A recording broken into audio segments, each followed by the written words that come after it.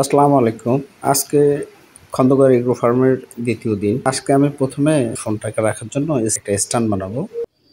এটা আমি একটা বাঁশ দিয়ে বানাবো। তো যখন বানাবো তখন আপনাদের দেখাবো এটা। একটু ওয়েদারটা দেখি, সকালবেলা ওয়েদারটা অনেক সুন্দর।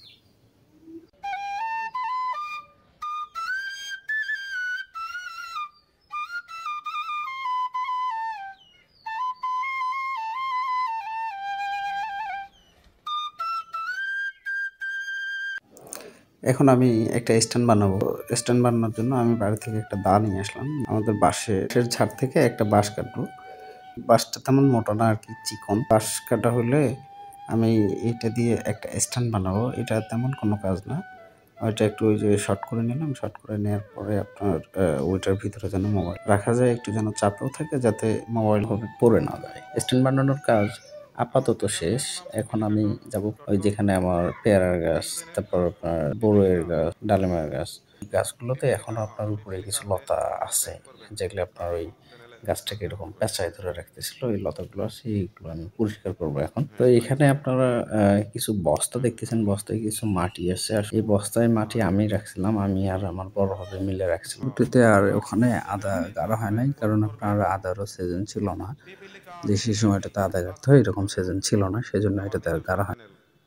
এখানে বস্তাগুলো অনেকদিন পরে থেকে আপনার বস্তাগুলো নষ্ট হয়েছে। তো বস্তাগুলো খুব নরম হয়ে গেছে আর কি। আপনার বস্তাগুলো ধরতেই খোলা আসতেছিল আর কি, এরকম আর কি। তো এই বস্তাগুলো আর মাটিগুলো আপনার বের করে নতুন কোনো বস্তায় মাটিগুলোকে ভরে তারপরে আপনার আদা লাগাবো।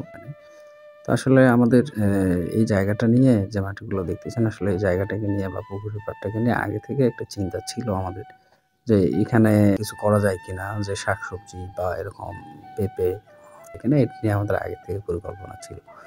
তো যাই হোক, সময়ের ব্যস্ততায় সব মিলায় আর কি করা হয় নাই এখন পর্যন্ত। তো এখন একটু ফ্রি বা এখন যে একটু বাসায় থাকি, তো চিন্তা করছি যে আসলে এই আশপাশগুলোতে একটু যদি শাকসবজি লাগানো যায় তাহলে ভালোই হয়। যদি তার সঙ্গে আরও যদি ২, ৪, ১০টা, ২০টা বা ১৫টা যদি হাঁস লাগানো যায়, এখানে পাশে আরও জায়গা আছে, সেই জায়গাতে যদি একটু মুরগি লাগানো যায়। আমি আসলে একবারে সবকিছু এখানে যে ইনভেস্ট করে আমার বিশাল বড় একটা কিছু করব, এরকম কিছু করব না। আমি এখানে আস্তে আস্তে করব। কারণ হচ্ছে যে আপনার আমার আশপাশে কিছু গ্রামে আমার দেখা আছে বা আমার কিছু পরিচিত ভাইয়ের গল্প শোনা আছে বা জানা আছে, তারা এরকম ফার্মিং করতে গিয়ে একদম নিঃস্ব হয়ে গেছে। তো সেই জন্য আমি এটা করব, আস্তে আস্তে করব। আমি একদিক থেকে ইনকাম করব আর এখানে ইনভেস্ট করব। তো আমি আপনাদেরকেও এরকম একটা সাজেশন দিতে যাচ্ছি যে আসলে যদি আপনারা এরকমটা যদি করেন, যদি খামারি করার ইচ্ছা থাকে, যদি করেন, তাহলে সেখানে আপনাদেরকে, আমি ব্যক্তিগতভাবে মনে করি আপনাদের একটা ইনকাম সোর্স থাকতে হবে আগে, যেখান থেকে আপনি ইনকাম করবেন আর একটা জায়গাতে ইনভেস্ট করবেন। যদি আপনার এমনটা হয় যে আপনি আপনার একটা মূল অ্যামাউন্ট নিছেন, যে আমার ৫ লক্ষ বা ১০ লক্ষ টাকা আছে, আমি এইটা দিয়ে এখন ফার্ম করব। সেই ক্ষেত্রে আপনার ইনকাম কোনো সোর্স নাই। আপনি একটা টাকা ইনকাম করছেন একটা সময়, সেই টাকাটা জমায় এখন আপনি চাচ্ছেন যে ওই টাকাটা দিয়ে আপনি একটা ফার্মিং করবেন, কিন্তু আপনার এখানে কোনো ইনকাম সোর্স নাই, আপনি শুধু ফার্মের উপরেই ডিপেন্ডেবল হবেন।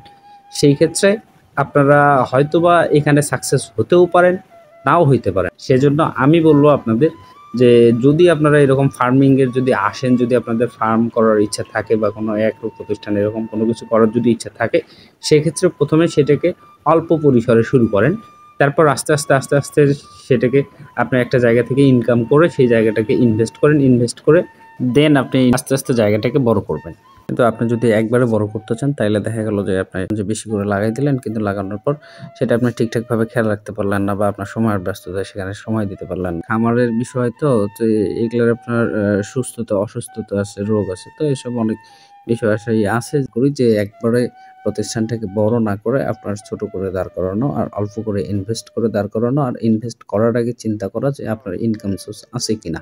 আপনার যদি ইনকাম সোর্স থাকে, সেই ক্ষেত্রে আপনি এরকম একটা ফার্মিংয়ে যেতে পারেন, আর সেখানে আপনি অল্প অল্প করে ইনভেস্ট করে সেই প্রতিষ্ঠানকে আপনি বাড়াতে পারেন। যখন আপনি বুঝতে পারবেন যে এখান থেকে আপনার প্রফিট আসতেছে, তখন আপনি সেখানে ইনভেস্ট করেন। আসসালামু আলাইকুম, সবাই ভালো থাকবেন, আমার জন্য দোয়া করবেন, আপনাদের জন্য দোয়া রইল। আল্লাহ হাফেজ।